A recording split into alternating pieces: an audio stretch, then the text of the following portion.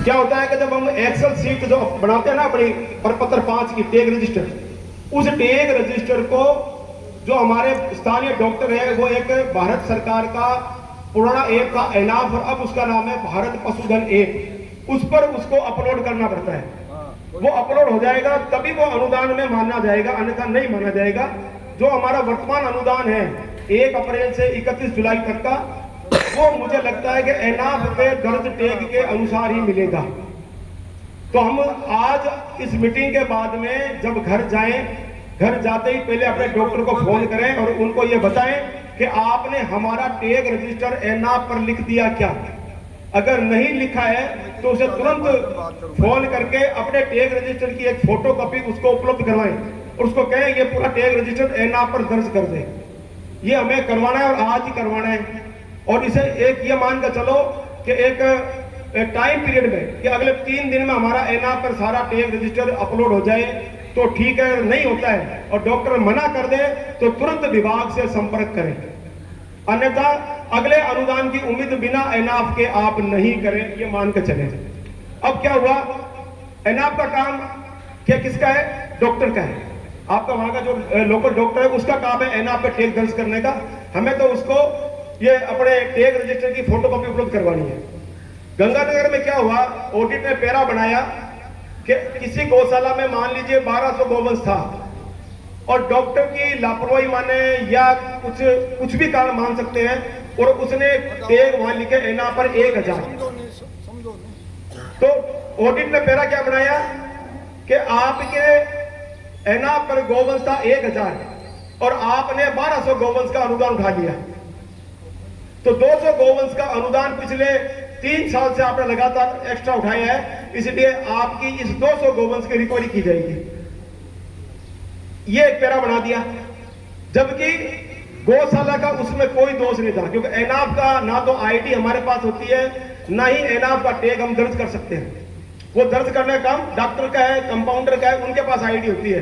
परंतु फिर भी उसने पैरा बना दिया और उनकी वसूली के लिए अपने विभाग को लिख दिया कि इन गौशालाओं से, ये 6 गौशालाएं हैं जिनके टैग एनाफ पे दर्ज नहीं है। और उन्होंने देखा कब से है, 2021 से लेकर 2025 तक की टोटल डॉक्यूमेंट देखे। तो हमें क्या करना है, हमें घर जाकर अपनी भी बंडल तैयार करने हैं। 2021, 22, 23, 24, 25 के बंडल तैयार करने हैं कि भाई इस बार के ये डॉक्यूमेंट है, ये बिल है, वाउचर है, टैग रजिस्टर है, हाजिरी रजिस्टर है, चारा रजिस्टर है और रोकड़ है, वो भी हमें संभाल के रखनी है। जो गौशालाएं पुरानी है उनको ये ध्यान रखना है। तो एनाफ पर अगर आपके टैग दर्ज नहीं होंगे तो आपको अगला अनुदान नहीं मिलेगा। और इसी विषय को लेकर ऑडिट ने पैरा बना दिया और उनकी वसूली के लिए विभाग को कहा है कि इनसे नियमानुसार वसूली की जाए। तो हमारे साथ भी अगर ऐसा कुछ खड़ा ना हो, इसलिए जरूरी है कि हम आज ही डॉक्टर से बात करके एनाफ में टैग दर्ज करवाएं। और जो नया गौवंश हमारे पास आ रहा है उस नए गौवंश के टैग भी हम खुद ना लगाएं, उनका सहयोग करें, डॉक्टर का कहें भैया आप ही टैग लगाओ और आप ही फोटो खींच के इसको अपलोड करो। अभी क्या हो रहा है, पहले क्या था कि एनाफ पर टैग सीधा ही रजिस्टर करते थे।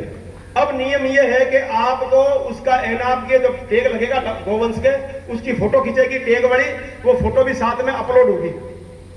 भारत पशुधन ऐप जो नया बना है उस ऐप में ये नियम डाल दिया है।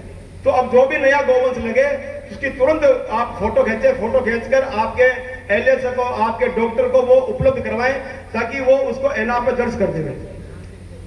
दूसरी बात, एनाफ पे जिनके टैग दर्ज है पहले से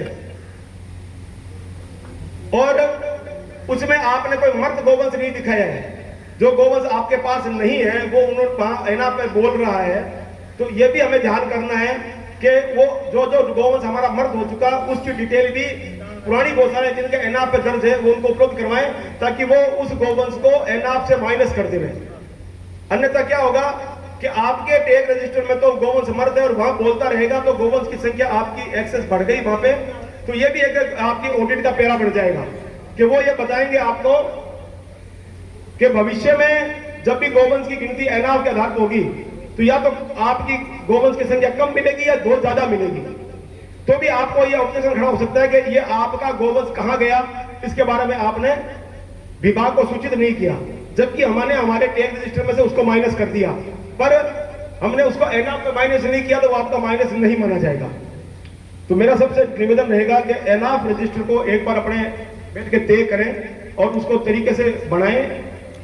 और बाकी तो वैसे डॉक्टर साहब आ चुके हैं, बाकी तो इस विषय में पशुपालन विभाग आपको आज विस्तार से बताएगा। पर जागरूकता जो आज की जो बैठक है, जो अपने हमारे बीकानेर तहसील में 40 गौशालाएं हैं, 45 गौशालाएं हैं, 4-5 गौशालाएं नई है, बाकी सभी पुरानी गौशालाएं हैं। लगभग 30 गौशालाएं अभी आई हैं। डॉक्टर साहब का स्वागत है, पधारें। हमारे मध्य हमारे जॉइंट डायरेक्टर डॉक्टर कुलदीप जी चौधरी और गोपाल सिंह साहब पधार चुके हैं, आपका स्वागत।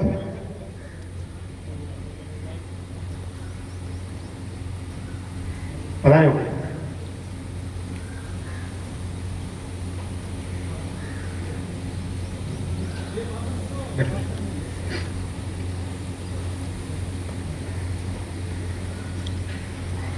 गोपाल सिंह जी और हमारे विभाग के जॉइंट डायरेक्टर साहब कुलदीप जी चौधरी साहब पधार चुके हैं, आपका स्वागत है। जो लोग थोड़ा पीछे बैठे थोड़ा सा आगे कुर्सियों में आ जाए, पीछे वालों से निवेदन है आगे कुर्सियों आ जाए, थोड़ी सी संख्या सही हो जाए, थोड़ा आगे आ जाए।